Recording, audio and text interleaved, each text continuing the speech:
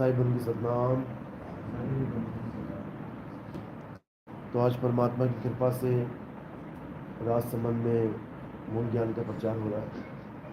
बहुत बड़े भाग हैं उन जीवों के जो इस ज्ञान को अपने पूरे जीवन में एक बार भी सुन पाते हैं, और उससे भी बड़े भाग हैं उन जीवों के जो इस ज्ञान को थोड़ा सा भी समझ पाते हैं। क्योंकि सुनना आसान है, आए बैठे घंटा 2 घंटा सुन के चले गए, लेकिन एक एक बात को समझना, उस पर विचार करना, तथ्य को निकालना, उस पर मनन करना, ये सब किसी बिरले विवेकी हंस का कार्य है।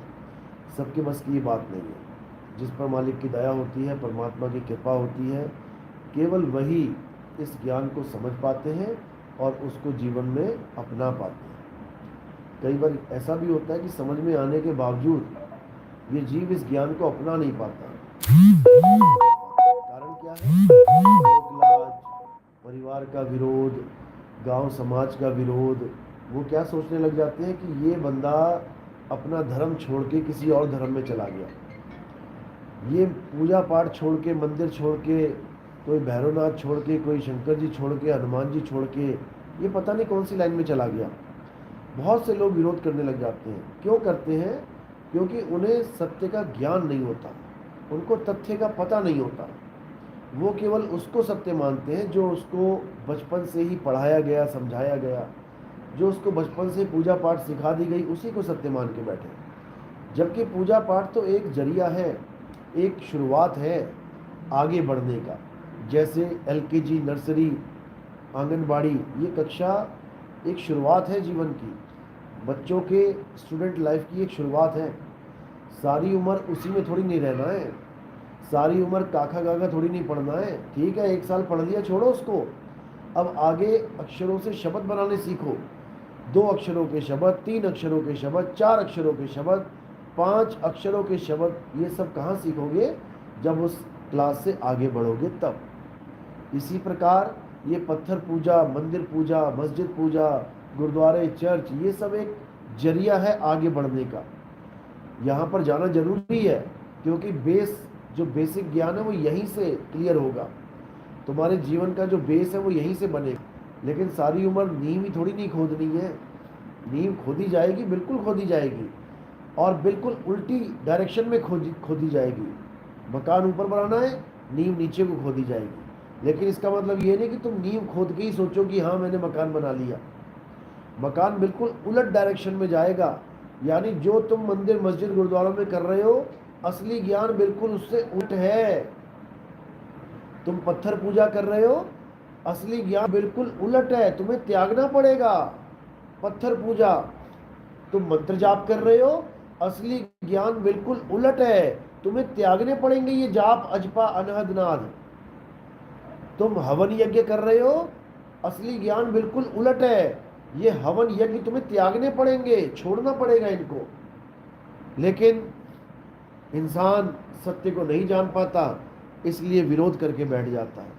उसमें वो अपना भी नुकसान करता है और सामने जो जीव है उसको भी परेशान करता है। इसलिए क्या करना चाहिए? सबसे पहले तो पक्षपात रहित होकर ज्ञान को समझना चाहिए। कोई भी इंसान ज्ञान समझा रहा है, ज्ञान दे रहा है, उसके ज्ञान को जरूर समझो। उसकी जात पात पे निबेड़ा मत करो कि ये हिंदू है, मुसलमान है, सिख है, ईसाई है। अरे ज्ञान ज्ञान है, हिंदू मुस्लिम सिख ईसाई नहीं होता। इसलिए साहिब ने बोला जात ना पूछो गुरु की, और पूछ लीजिए ज्ञान। मोल करो तलवार का और पड़ी रहने दो म्यान। म्यान से जंग नहीं जीती जाती कि तुम्हारी लाल म्यान है, हरी म्यान है, तुम्हारी हीरे जड़ित म्यान है। जंग तलवारों से जीती जाती है। तुम्हारी तलवार में कितनी धार है, उससे जंग जीती जाएगी। और अब जो जंग होने वाली है वो ब्रह्म स्तर की जंग है, यानी ज्ञान अज्ञान की जंग है। अब वो जंग छिड़ी हुई है, ज्ञान और अज्ञान की। इसी को कलयुग में सत्युग आना बताया गया है कि इतना घनघोर कलयुग होगा कि ज्ञान लुप्त हो जाएगा, गुप्त हो जाएगा। लेकिन फिर उसी को उजागर करने के लिए किसी को भेजा जाएगा और वो पूरे ज्ञान को पलट के रख देगा। यानी जो भी ज्ञान आप आज तक लेके बैठे हो वो उससे बिल्कुल उलट ज्ञान देके उसको पलट के रख देगा। और जो विवेकी हंस होंगे वो सत्य को समझते हुए एक झंडे के नीचे आ जाएंगे। और वो झंडा किसका होगा? सतनाम का झंडा होगा। वो झंडा सतनाम का है, यानी सच्चे नाम का झंडा है। और कौन सा झंडा गिर जाएगा? ये जाप अजपा अनहद का, ये 52 अक्षरों का झंडा गिर जाएगा। जो आज तक 52 अक्षर का झंडा लहरा रहा था, सारे गुरु सारे पीर पैगंबर उन्हीं 52 अक्षरों को दे दे के जीवों को भरमा रहे थे। और लाखों करोड़ों की गिनती में लोग 52 अक्षरों पे भरोसा करके बैठे थे। अब इस युग में जाकर वो सारा भरोसा चकनाचूर होगा और सत्य को जानकर, सत्य स्वरूप को जानकर सब सतनाम के झंडे के नीचे आएंगे। तो इसी सतनाम की महिमा सब संतों ने गाई। और यही सतनाम हमारे जीवन का एकमात्र आधार है। इसके बिना सब झूठ है। इसका नाम ही सत्य है, सत्य नाम। यानी इसके अलावा सब नाम झूठे हैं, लेकिन हमें पता नहीं है, इसलिए हम उन नामों को पकड़ पकड़ के सोच रहे हैं कि हमारी मुक्ति हो जाएगी, जप जप के सोच रहे हैं कि हमारा कल्याण हो जाएगा। ऐसे हमारा कल्याण होने वाला नहीं है। तो कबीर साहब बिल्कुल क्लियर समझा रहे हैं कि 52 अक्षर जीव आधारा, आदि अक्षर जीभ्या से न्यारा, वाही को सत सिमरण कहिए, सिमर सिमर नर उतरो पारा। कह रहे हैं 52 अक्षर जीव आधारा, जितने भी नाम तुम भगवान के जप रहे हो, जितने भी, केवल इस जीव के कारण। जिस दिन तुम्हें लकवा मार गया, जीव बोलना बंद हो गई, उस दिन सारे नाम खत्म। अब जाप करके दिखाओ तुम। अभी तो लगे पड़े हो खूब माला फेरने में, राम राम राम राम, फिर ना निकलेगा राम राम। अभी तो लगे पड़े अल्लाहू अल्लाहू, फिर ना निकलेगा अल्लाहू, सब खत्म। अभी लगे पड़े वाहेगुरु वाहेगुरु, फिर ना निकलेगा वाहेगुरु। और कोई जुबान काट दे तो बिल्कुल ही खत्म, खेल ही खत्म। तो ये 52 अक्षरों की दुकान कहाँ सजी है? ये इस मुंह में सजी है। ये कैसे निकल रहे हैं? होठ कंठ जीभ से निकल रहे हैं। इसीलिए कबीर साहब 52 अक्षरों का जोरदार खंडन करते हुए क्या कह रहे हैं? अरे होठ कंठ लागे नहीं और जीभ्या नहीं उच्चार, गुप्त वस्तु जो लखे सो निज हंस हमार। यानी मेरी वाली जो वस्तु है जिससे आत्म कल्याण होगा जीव का, कहते हैं वो ये नहीं है, ये राम राम राम, अल्लाह अल्लाह, वाहिगुरु वाहिगुरु, गॉड गॉड, ये वो वस्तु नहीं है। ये तो नाम है उसके। कितने ही नाम जपते रहो, नाम जपने से कभी वस्तु प्राप्त नहीं होती। तुम्हारी साइकिल चोरी हो गई, अब क्या करोगे? आंख बंद करके बैठ जाओगे, साइकिल साइकिल साइकिल साइकिल जपते रहो सारी उम्र। वो नट बोल्ट खोल खोल के बेच देगा सारे, और तुम यहाँ साइकिल साइकिल करते रह जाओगे। तुम्हारा पर्स खो गया, अब जपो पर्स पर्स पर्स, सारी उम्र जपते रहोगे, वो मिलने वाला नहीं है। तो जब दुनिया की छोटी से छोटी चीज नाम जप के नहीं मिल रही है, तो सोचो वो परम पिता परमात्मा नाम जप के मिल जाएगा? कभी नहीं मिलने वाला। इसीलिए कबीर साहब ने जोरदार खंडन करते हुए क्या बोला? एक नाम को जान के और दूजा दे बहा। उसको बहा दे, गंगा में बहा दे उसको। कौन से वाले को? इन 52 अक्षरी नाम को। और किसको जान ले? सतनाम को जान ले।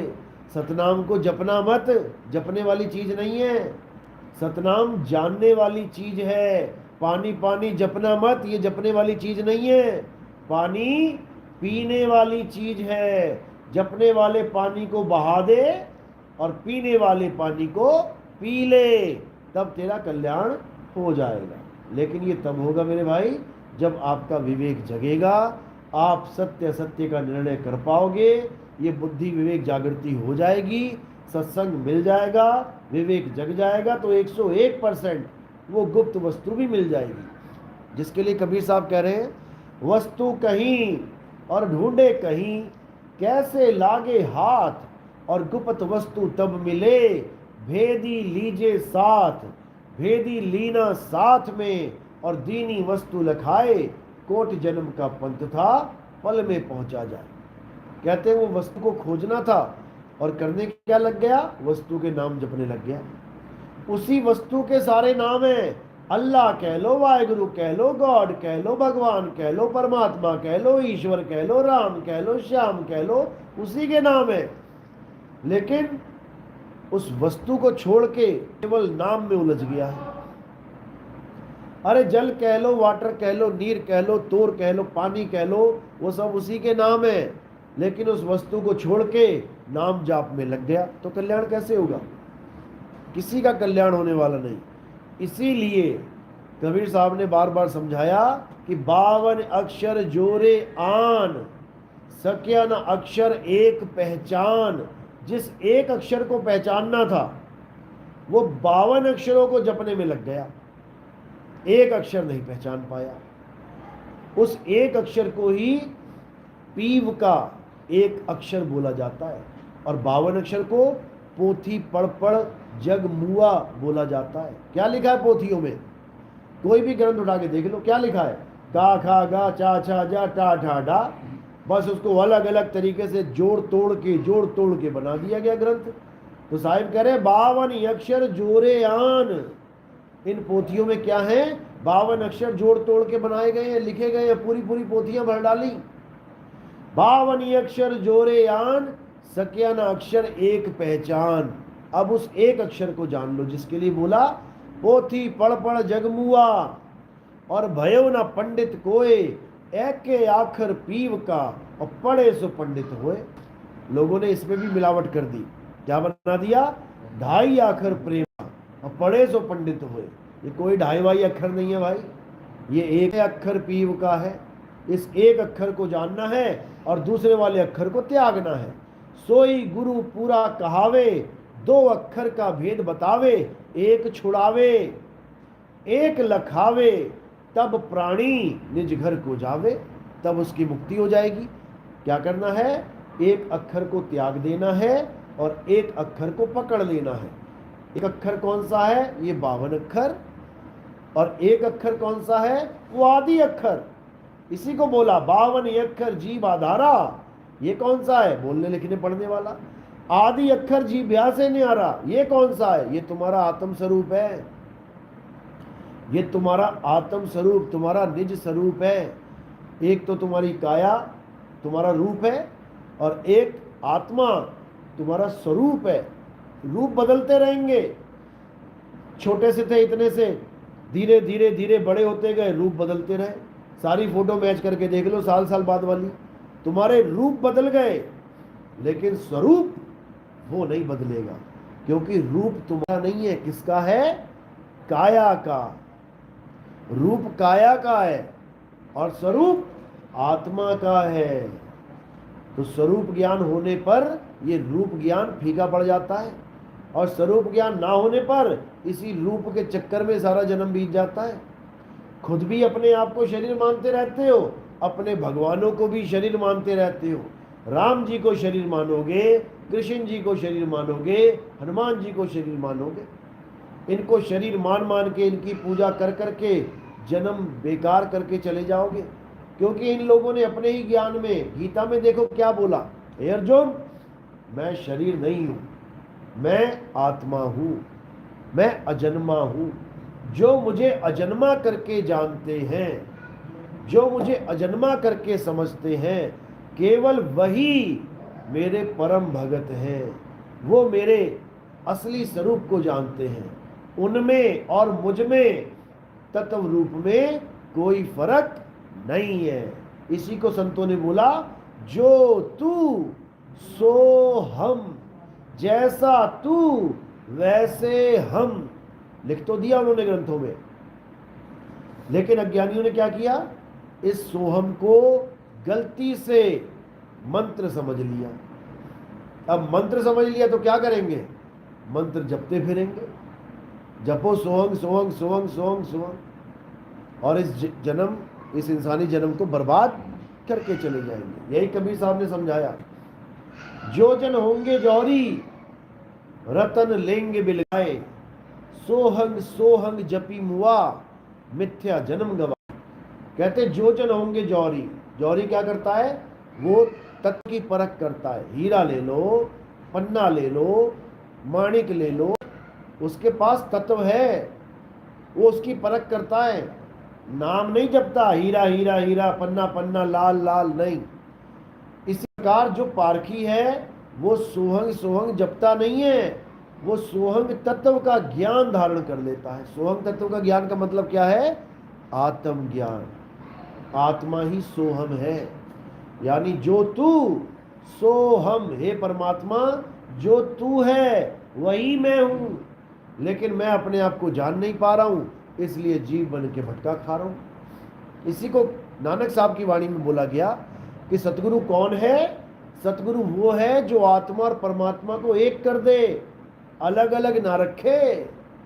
आत्मा परमात्मा एक को करे, अंतर की दुविधा अंतर मरे, यानी ये दुविधा खत्म हो जाएगी। अब ये दुविधा खत्म कि मुझसे भिन्न कोई परमात्मा है, बिल्कुल नहीं। हम हैं शब्द शब्द हम माही, हमसे भिन्न और कछु नाही। शब्द न बिन से देही, और कहे कबीर हम शब्द सने ही। साहिब समझा रहे हैं, कह रहे हैं अगर अपने रूप को जानना है तो अपने आप को सतगुरु के हवाले कर। वो क्या करेंगे? वो तुझे तेरा स्वरूप ज्ञान देंगे। कैसे देंगे? वो भेद बताएंगे। सोई गुरु पूरा कहावे, 2 अक्षर का भेद बतावे। वो तुझे भेद ज्ञान देंगे, मंत्र ज्ञान नहीं देंगे कि तुझे मंत्र जपवा दिए, सारी उम्र लगा हुआ है ओम कलियम हरियम शरियम करने, लगा हुआ है राम राम राम अल्लाह अल्लाह वाहिगुरु करने, लगा हुआ है हरे राम राधे राधे ओम नमः शिवाय करने। ये सब छुड़वा दिया जाएगा। सोई गुरु पूरा कहाए, 2 अक्षर का भेद बताए, एक छुड़ाए। ये 52 अक्षरों से तुम्हारा छुटकारा हो जाएगा। एक लखाए, तब प्राणी निज घर को जाए। बस इतना समझ लो। तो कैसे जाएंगे घर अपने? पहले 52 अक्षरों के जाल को समझेंगे, तब बचेंगे उससे, तभी निकल पाएंगे। नहीं तो कोई ना बचा, कोई ना निकल पाया। कबीर साहब समझा रहे हैं कि 52 अक्षर सबसे खतरनाक जाल है काल का। जिसने इस जाल को तोड़ दिया, समझ लो वो संसार से निकल गया। तो कह रहे हैं 52 के जंजाल में, अरे फंस गया ये संसार। ये केवल भारत देश का आदमी नहीं, ये केवल गुरुओं के चेले नहीं जो नाम जप रहे हैं, सारा संसार फंसा हुआ है। अंग्रेज फंसे हुए प्रेयर में, सिख फंसे हुए अरदासों में, मुसलमान फंसे हुए नमाजों में, हिंदू फंसे हुए आरतियों में, संत फंसे हुए नाम जापों में, ये सब फंसे पड़े हैं। और इन्हीं 52 को जप जप के सोच रहे हैं हमारी मुक्ति हो जाएगी। कभी नहीं होने वाली। कबीर साहब समझा रहे हैं ये 52 का जाल काल का जाल है, और जो तुम्हें 52 से बांध रहा है वही काल का दूत है, वही काल का चेला है। कह रहे जो नर पड़े 52 के फेरा, सो नर जानो काल के चेरा। जब 52 का टूटे डोरा, सहजे छूटे काल झकोरा। फिर नहीं आए फिर नहीं जाए, सार शब्द में रहे समाए। फिर कहाँ समाओगे तुम? इस 52 के जाल को तोड़ के सार शब्द में समाओगे। कह रहे हैं सुरत समाए शब्द में, और वाको काल ना खाए। सो जाओगे आप, बैठ जाओ आराम से, सो जाओगे ऐसे करते करते। बैठ जाओ। सत्संग में बैठने की मर्यादा होती है कुछ। तो कह रहे हैं जब तक 52 से अलग करने वाला गुरु नहीं मिला, तब तक समझ लो काल जाल छूटने वाला। ये काल जाल इतना खतरनाक है, इस काल जाल से ब्रह्मा विष्णु महेश नहीं निकल पाए। आम आदमी तो क्या निकलेगा? पढ़ के देखो शिव महापुराण, पढ़ के देखो श्रीमद् भागवत महापुराण, पढ़ के देखो श्री देवी महापुराण, तब तुम्हें समझ में आएगा कि ब्रह्मा विष्णु महेश को भी काल ने कैसे इस संसार के कार्य सौंप रखे हैं। फ्री नहीं किया हुआ उन्हें। तुम तो फिर भी फ्री होके आराम से लेट जाते हो, सो जाते हो। ब्रह्मा विष्णु महेश को सोने का टाइम नहीं है, समझ लो। क्यों? उनकी ड्यूटी 24 घंटे की है। ब्रह्मा जी की क्या ड्यूटी है? बच्चे पैदा करना, सृष्टि पैदा करना। कौन सा ऐसा समय जब बच्चा पैदा नहीं हो रहा? हर सेकंड में हजारों बच्चे पैदा हो रहे हैं। तो ब्रह्मा जी कब सोएंगे? उन्होंने सो के ना देखा। हर समय कोई ना कोई जीव भोजन कर रहा है। यहाँ सो जाते हैं, अमेरिका में जाग जाते हैं, इधर दिन है वहाँ रात है, इधर वाले सो गए उधर वाले खा रहे पी रहे हैं। तो ये कौन, खाने पीने का डिपार्टमेंट किसका है? विष्णु जी का। 24 घंटे कार्रवाई चल रही है। शंकर जी, उनका डिपार्टमेंट क्या है? संहार का। बताओ कहाँ नहीं हो रहा संहार? इधर आदमी मर रहा है, उधर जी रहा है, थोड़ी देर में इधर वाला जिएगा, उधर वाला मरेगा। ये सब चलता ही रहेगा। तो इन तीनों की भी ड्यूटी किसने लगा रखी है? काल भगवान ने। उस काल भगवान का क्या नाम है? उसका नाम है अलख निरंजन। इस अलख निरंजन को जब तक आप नहीं समझोगे तब तक आप इसकी सृष्टि में बार बार पैदा होते रहोगे, बार बार मरते रहोगे, कोई बचाने वाला नहीं। इसी निरंजन से बचाने के लिए परम पिता परमात्मा संतों को भेजता है कि जाओ मेरे जीवों को जगाओ। निरंजन ने उन्हें 84 लाख योनियों में भरवा रखा है। किसी को कुत्ता बना रखा है, किसी को बिल्ली बना रखा है, किसी को हाथी घोड़ा सांप बिच्छू ततैया पता नहीं क्या क्या बना रखा है, और घूम रहे हैं सारे 84 में। सुअर बना के पूरा दिन उसको नाली में घुसा रखा है, गंद खिलवा रखा है। मालिक का जीव है, गंदगी खा के जीवन बिता रहा है, सोचो। तो ऐसी दुर्गति हो गई है जीव की, इसको कैसे बचाया जाए? संतों को भेजा जाता है। संतों को भेजा जाता है निरंजन का जाल तोड़ने के लिए। क्या जाल है निरंजन का? 5 तत्व, 25 प्रकृति, 3 गुण, सरगुण निर्गुण, ये जाल है। मन माया, ये जाल है। इस जाल को वही तोड़ पाएगा जो अपने आत्म स्वरूप को प्राप्त कर पाएगा। इसीलिए कबीर साहब बार बार आत्म स्वरूप पे जोर देते हैं कि अपने स्वरूप को पहचान लो, सतनाम के झंडे के नीचे आ जाओ। सतनाम का झंडा ही आत्म स्वरूप है। अरे सत्य नाम कोई नाम नहीं, ये है आपन रूप, और जो जाने इस भेद को पावे आप स्वरूप। कह रहे सतनाम कोई मंत्र नहीं है कि आज कितने लोग सतनाम सतनाम जप के सोच रहे हैं ये सतनाम तो परमात्मा का नाम है।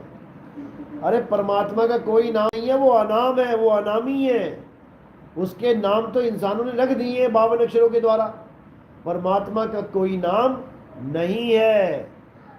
परमात्मा सत्य स्वरूप है। उसी सत्य स्वरूप को सत्य नाम बोला जाता है। अरे सत्य स्वरूपी नाम साहिब का, सो निज नाम हमारा।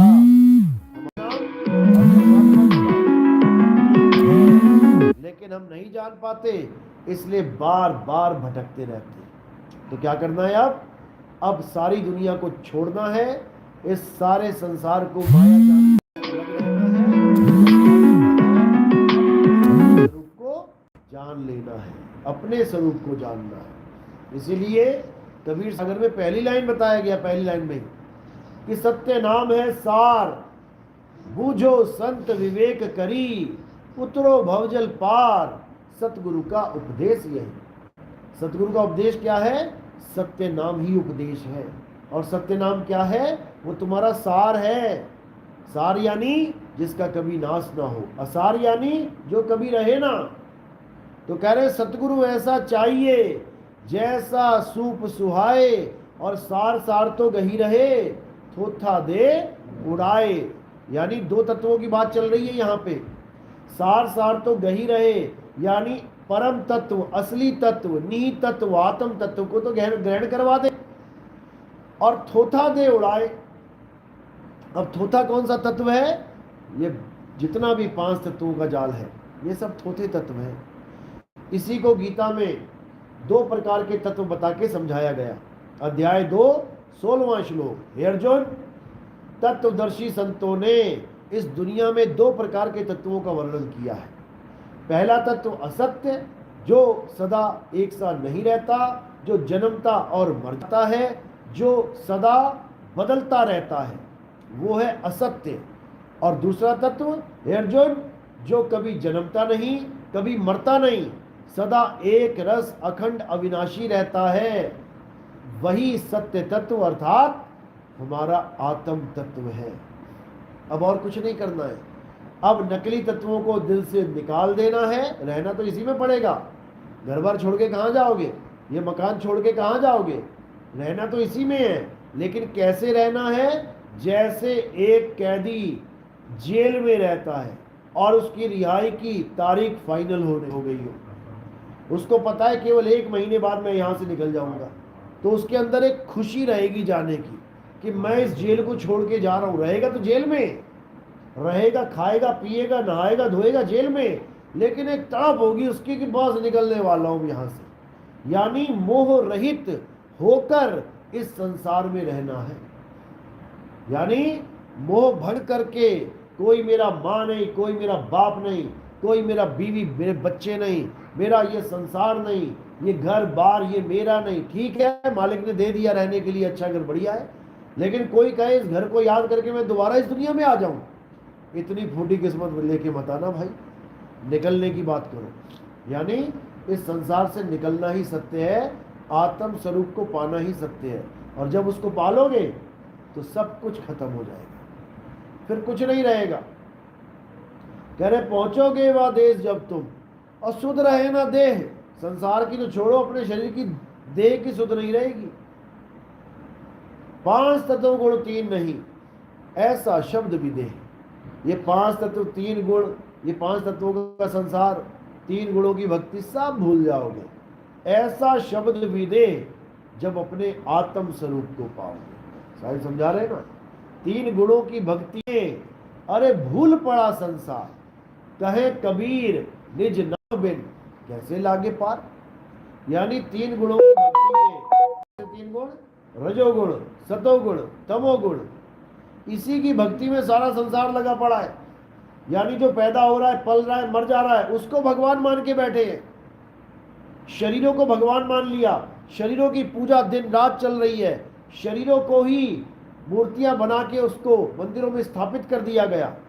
लेकिन आत्म तत्व को कोई बिरला जान पाया। आत्म तत्व को तो इस संसार में जल्दी कोई जान ही नहीं पाया।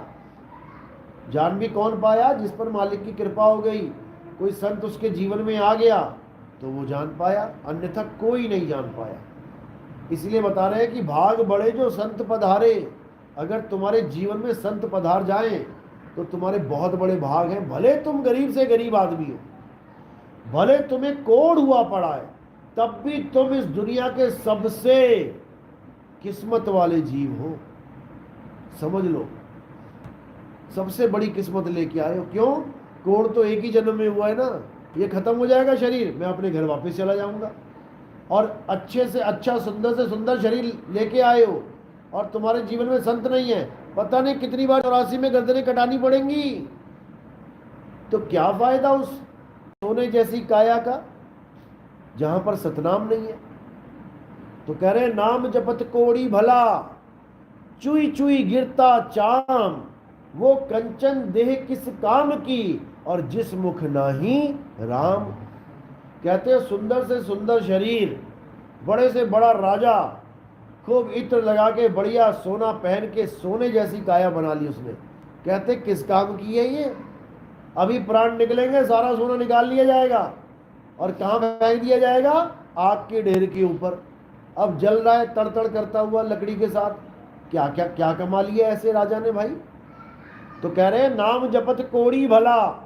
अगर एक कोड़ी है और उसके जीवन में कोई गुरु आ जाए तो उस जन्म को छोड़ो, जन्मों जन्म के कोड़ खत्म हो जाएंगे। ऐसी महान कृपा हो जाएगी मालिक की। लेकिन कुछ लोग क्या सोच के बैठते हैं कि मैं संतों के पास इसलिए जाऊं ताकि मेरा मकान बन जाए, मेरी दुकान चल पड़े, मेरे बच्चे पल जाए, घर में सुख शांति आ जाए, ऐसा हो जाए वैसा हो जाए। जो ये चीज लेके संत के पास जा रहा है वो कभी मुक्ति तो प्राप्त नहीं कर सकता। और कभी ये भी ना सोचे गलती से कि अगर माया ने कृपा कर दी है, धनाधन पैसे आ रहे हैं, तो सोचो कि परमात्मा की कृपा हो गई है। ये भी नहीं हुई है। अगर अच्छा बिजनेस चल रहा है, लाखों करोड़ों की गाड़ियां खरीद ली, सब कुछ बढ़िया चल रहा है, ये मत सोचना कि भगवान की कृपा हो गई है।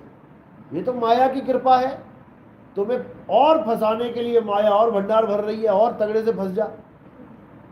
परमात्मा की कृपा कब होती है?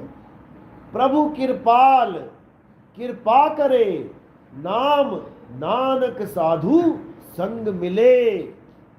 कहते जिस दिन परमात्मा की कृपा हो गई तेरे ऊपर, कहते प्रभु कृपाल कृपा करे, नाम नानक साधु संग मिले, यानी साधु का संग मिलेगा और फिर क्या मिलेगा? नाम मिलेगा। वो नाम कोई ये राधे राधे नहीं है, वो नाम कोई राम राम नहीं है, वो नाम कोई वाहिगुरु वाहिगुरु नहीं है, ये नाम कोई 52 अक्षरी नाम नहीं है। ये नाम क्या है? तुम्हें तुम्हारा स्वरूप ज्ञान मिल जाएगा। इस 5 तत्वों के शरीर को छोड़ के तुम अपने सत्य स्वरूप को जान पाओगे। तब समझना कि अब प्रभु की कृपा हो गई। और तब क्या होगा? कीट न जाने भृंग को, गुरु कर ले आप समान। तब वो साधु तुम्हें अपने समान कर लेगा, क्योंकि वो उस तत्व को जानता है, आत्मा को जानता है। वो समझ रहा है कि मैं ये शरीर नहीं हूं, मैं आत्मा हूं। मैं तो हर समय शरीर छोड़ने के लिए तैयार बैठा हूं। जैसे ही मृत्यु आई, सारे ध्यान को, सारी सूरत को इस शरीर से हटा के अपने आत्म स्वरूप में लगा लेना है। हो गई मुक्ति। बिल्कुल सिंपल। एक छुड़ाए एक लगाए, तब प्राणी निज घर हो जाए। लेकिन इतनी सी बात समझने में जन्मों जन्म बीत जाते हैं। इतनी सी बात समझने में करोड़ों अरबों युग बीत जाते हैं, तब भी समझ में नहीं आती ये बात। लेकिन अगर जीवन में गुरु आ गया तो इतनी मुश्किल चीज बड़ी आसानी से समझ में आने लग जाती है। बस इतना समझ लो। तो उसी गुरु के पास जाने के लिए गीता बताती है, अध्याय 4 34वां श्लोक पढ़ो। क्या लिखा है उसमें? यही लिखा है कि हे अर्जुन, अगर तुम सत्य को जानना चाहते हो, अगर तुम अपने स्वरूप को जानना चाहते हो, अगर तुम आत्मा को जानना चाहते हो, तो कहाँ जाओ? मंदिर में जाओ, मस्जिद में जाओ, गुरुद्वारे में जाओ, चर्च में जाओ? बिल्कुल नहीं। कहाँ जाना है? तुम ऐसे तत्वदर्शी संत की शरण में जाओ जिसने आत्मा को जान लिया है, जिसको पता है कि आत्मा का स्वरूप क्या है और देह का रूप क्या है। वही तुम्हारी देह को तुमसे अलग करके तुम्हें तुम्हारी आत्मा का स्वरूप लगाएगा। तो क्या करना है? उनके पास जाकर दंडवत प्रणाम करके सेवा भाव से विनती करके उस ज्ञान को पूछना है। और क्या बोला? कि छल कपट होकर जाना है वहां पे। गलती से भी मन में छल नहीं होना चाहिए कि मैं देखूं से मुझे पता लग जाए, फिर मैं भी एक दुकान सेट करके बैठ जाऊंगा, कहीं गुरु बन के बैठ जाऊंगा। छल है ये।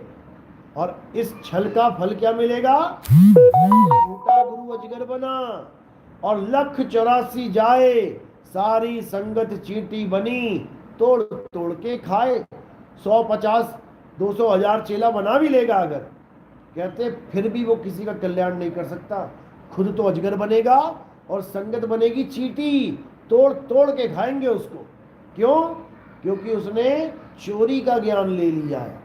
ज्ञान होता है अपने कल्याण के लिए। अगर गुरु बनना है तो गुरु से परमिशन ली जाती है, गुरु उसको अपना रूप देता है, गुरु उसको अपना भेष देता है, सब कुछ देता है, तब जाके गुरुवाई करते हैं। लेकिन इस पंथ में अब किसी गुरु की जरूरत नहीं है। क्यों?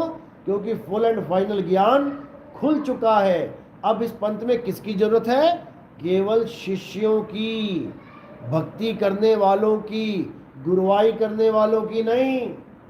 इसीलिए कबीर साहब समझा रहे हैं, अरे जो मिला सो गुरु मिला और चेला मिला ना कोई, और गुरु की भक्ति छोड़ के और मुक्ति कहाँ से होए?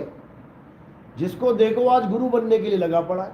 यूट्यूब खोल के तुम बस एक शब्द लिख दो, सत्संग, उसके बाद तुम देखो दुनिया भर के गुरु बैठे हुए हैं। जिसको कभी सत्संग की ABCD ना पता हो, वो भी दूसरे चैनल पे सुन सुन के इधर कॉपी पेस्ट कर रहा है, इधर सुन रहा है, इधर बता रहा है, इधर सुन रहा है, इधर बता रहा है। अब लोगों को इतना विवेक नहीं है कि क्या सत्य क्या झूठ, लोग उसी को ज्ञानी मान बैठे। इतना बुरा हाल हो चुका है। लेकिन ये ज़्यादा दिन नहीं चलेगा। हाँ, इसका जिक्र हदीसों में है, इसका जिक्र गुरुबाणियों में है कि जब सच्चा पंथ आएगा उससे पहले पहले हजारों लाखों नकली पंथ आ जाएंगे, क्योंकि ये भी काल का ही जाल है। समझ लो, काल ने क्या किया है, कलयुग में सत्संग सुनाने वाले राक्षसों को पैदा किया है। सतयुग द्वापर त्रेता में जीव को परेशान करने वाले राक्षस पैदा करता था।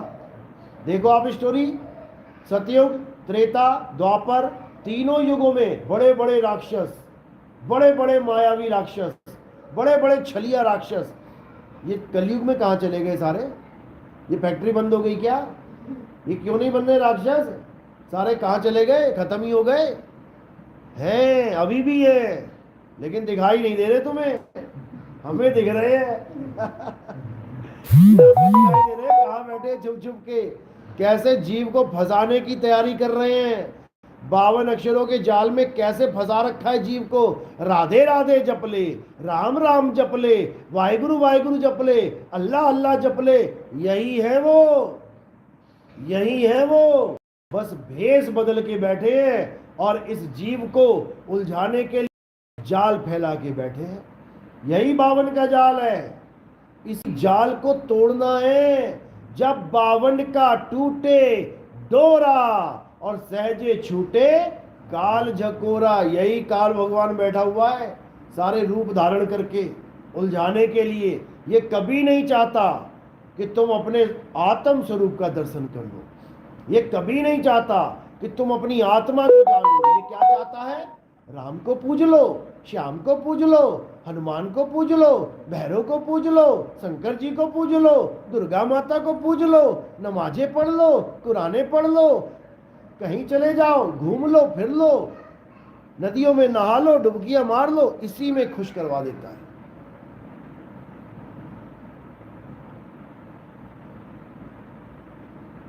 लेकिन जो मालिक का विवेकी हंस है वो इस जाल को तोड़ देता है। वो समझ जाता है कि ये 52 अक्षर मेरे लिए नहीं है भाई। वो 52 से न्यारा हो जाता है। इसीलिए कबीर साहब ने हर जगह एक अक्षर की बात करी है। गुरु ग्रंथ साहब में वाणी आती है, कहे कबीर अक्षर 2 भाग और होगा खसम तो लेगा राख। कह रहे ऐसा गुरु अगर तुझे मिल जाए जो 2 प्रकार के अक्षरों का भेद जानता है, कहते तो खसम है वो तेरा, होगा खसम तो लेगा राख, तो तुझे बचा लेगा वो। और जिसको 2 प्रकार के अक्षरों का भेद नहीं पता वो तुझे जम के हाथों बेच देगा। जैसे बकरे को घास दिखा दिखा के तो ले जा रहा है खिला पिला के, लेकिन कहाँ लेके जा रहा है? कसाई के बाड़े में। और बकरा सोच रहा है कितना दयालु है, हरी हरी घास खिला रहा है, ये नहीं पता उसके बाद छुरी भी चला रहा है। तो इसलिए 52 अक्षर सुनने बोलने में तो बड़े अच्छे लगते हैं। देखो, हे राम, कितना अच्छा लगा, कितना बढ़िया है।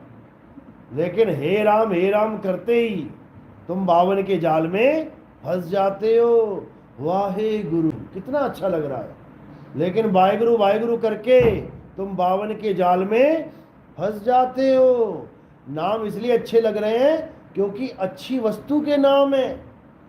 जिसने आत्म तत्व को जाना उसके मुंह से निकला राम, यानी रमा हुआ राम, सब में रमा हुआ है। लेकिन अज्ञानियों ने क्या सोचा? शायद राम राम जपना है। जब बाबा नानक ने उस आत्म राम को जाना, उनके मुंह से निकला वाह गुरु, उस आनंद को प्राप्त किया, निकला वाह गुरु।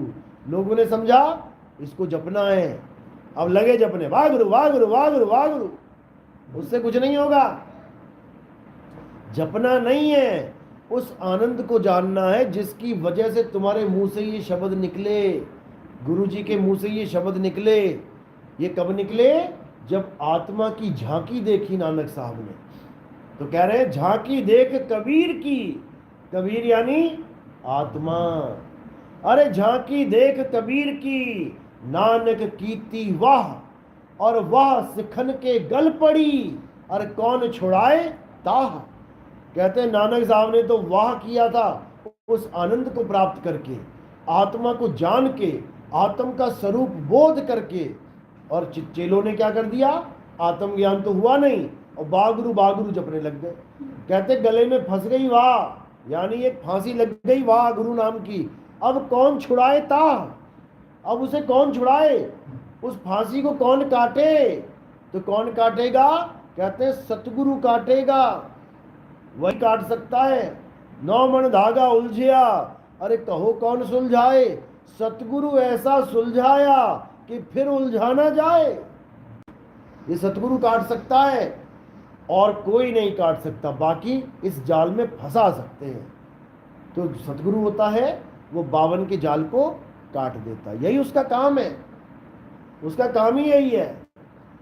शरीरों को किनारे कर देगा, 52 अक्षरों को किनारे कर देगा और क्या बताएगा? आदि अक्षर। अरे नहीं कबीर नहीं धर्मदास, अक्षर एक सब घट ही निवास, और वाही को सत सिमरण कहिए, और सिमर सिमर नर उतरो पार। उसी की बात कर रहे हैं, यानी वही सत सिमरण है, वो आदि अक्षर है, उसी को जान लो। जब तक उसको नहीं जाना तब तक कल्याण नहीं होने वाला। ठीक है, तो मंदिर जाते हो, मस्जिद जाते हो, गुरुद्वारे जाते हो, चर्च जाते हो, अच्छी बात है, लेकिन कब तक जाना है ये भी तो बता दो। जब ये शरीर चलना फिरना बंद कर देगा, लकवा मार दिया और पड़ गए बिस्तर पे, अब ना जा पाओगे मंदिर, अब ना जा पाओगे मस्जिद, अब ना जा पाओगे चर्च, अब ना जा पाओगे किसी और धार्मिक स्थान पे। तो क्या करोगे उस वक्त, क्या करोगे? अगर तुम्हें लग रहा है कि मंदिर जाना ही सत्य है, कब तक जाओगे? एक दिन तो बिस्तर पे पड़ जाओगे, तब ना जा पाओगे, फिर भी तो छूट ही गया, कहीं नहीं जा पाए, छूट गया।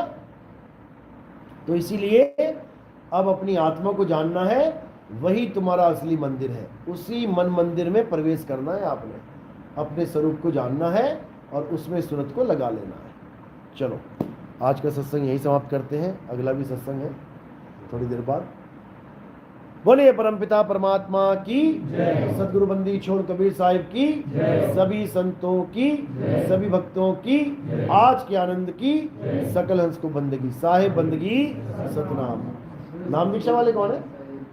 नाम दीक्षा वाले हाथ खड़े करो। प्रथम वाला है कोई?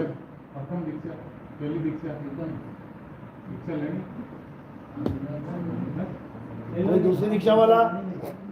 ठीक है, दूसरी दीक्षा वाले हैं। चलो ठीक है, अब दीक्षा करते हैं। सतनाम साहिब बंदगी।